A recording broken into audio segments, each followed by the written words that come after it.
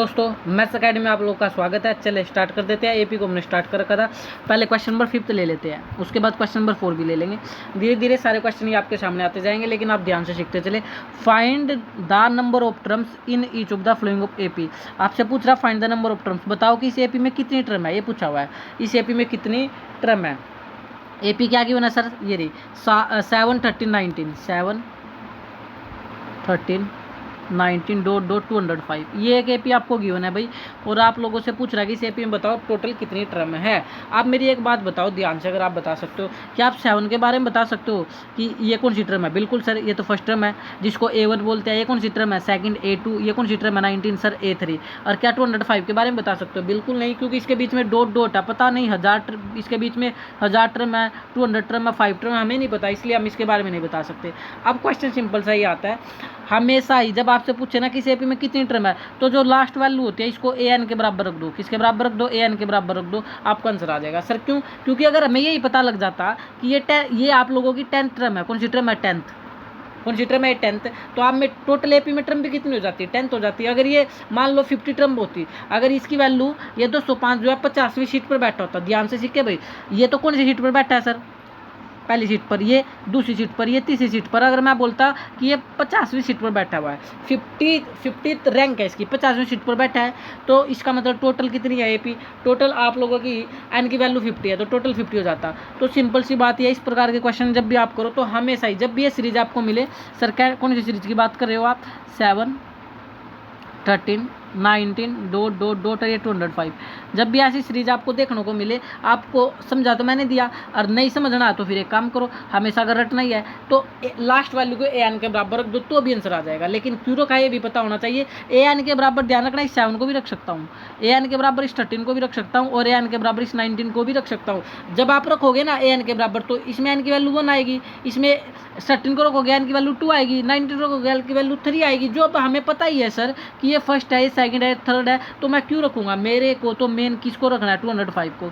Sir इतना time क्यों लगा रहे हो? क्योंकि देखिए टाइम इसलिए लगा रहा हूँ क्योंकि बाकी क्वेश्चन आप फिर फटाफट कर पाएंगे। अब ए की वैल्यू बताओ क्या है? ए की वैल्यू 7, यानी फर्स्ट टर्म क्या होती है? ए होती है, और डी इसमें अच्छे से निकाल लेना। डी क्या होता है? सेकंड में से फर्स्ट घटाना, यानी 13 में से क्या घटाओगे सर? 7। 30 में 7 जाएगा 6, कितना आ गया? 6। अब मैंने बोला लास्ट टर्म को an के बराबर रख दो, तो an बराबर हो जाएगा 205। कितना हो जाएगा? 205। अब an का फार्मूला क्या होता है? a प्लस में n माइनस का 1 इंटू में d बराबर 205। a की वैल्यू कितनी आई थी सर? 7 प्लस n हमें निकालना ही है -1।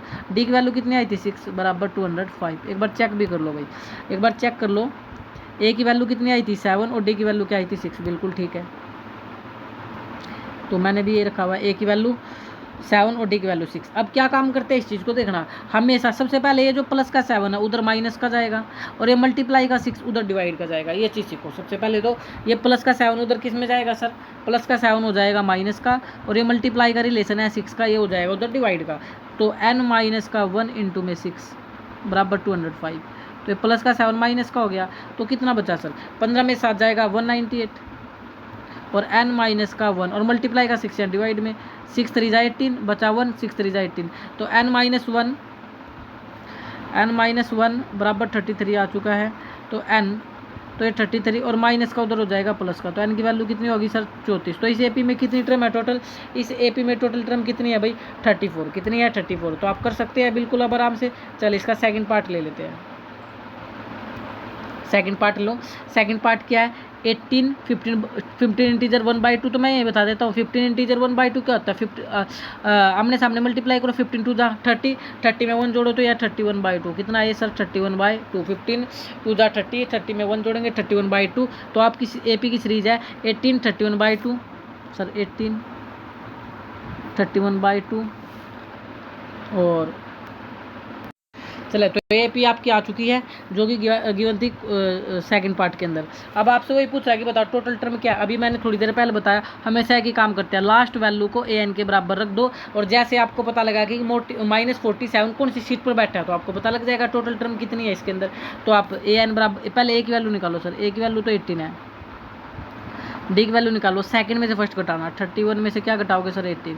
तो घटाने जब आप लेस करोगे 18 को, तो आपका एलसीएम लेना भी सिखा रखा मैंने। नीचे के नीचे मल्टीप्लाई करेंगे तो सर 2 ही आएगा, नीचे के नीचे मल्टीप्लाई करेंगे तो कितना आ जाएगा? 2 ही आ जाएगा। तो ये देखो 2 1 जा 2 और क्रॉस करो 13 1 जा 13 और क्रॉस करो 18 2 जा 36। तो डी की वैल्यू आ गई -5/2।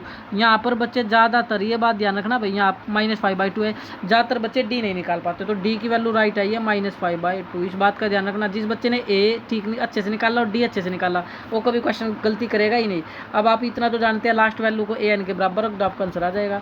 तो an की वैल्यू हो जाएगी -47 और n का फार्मूला सभी को पता होगा, a प्लस में n माइनस का 1 इंटू में d बराबर -47। a की वैल्यू कितनी है बताओ अब, a की वैल्यू कितनी है 18 आई है सर, और d की वैल्यू क्या -5/2 है। a की वैल्यू क्या है 18 है और d की वैल्यू क्या -5/2 है, इक्वल टू माइनस का 47। तो अब आप सबसे पहले प्लस का 18 उधर माइनस का हो जाएगा, और ये मल्टीप्लाई का डी, ध्यान देना है मल्टीप्लाई का डी जो कि -5/2 है, उधर जा करके मल्टीप्लाई डिवाइड में जाएगी। तो n माइनस का 1 -5/2 माइनस का 47, ये प्लस का हो जाएगा माइनस का। तो n माइनस का 1 बराबर कितना आ गया सर, 18 में -47 में -18 ऐड करोगे तो 40 और 10 40 और 10 50, 8 और 7 15, तो ये हो जाएगा -65 और ये मल्टीप्लाई है -5/2, उधर जाकर डिवाइड होगा, जब डिवाइड होगा तो नीचे वाली वैल्यू जाएगी ऊपर, 2 ऊपर जाएगा और नीचे माइनस का 5 का आएगा नीचे। ये बात ध्यान आई आपको समझ में, ये 5 है, थोड़ा आप समझ लेना भाई, ये 5 है।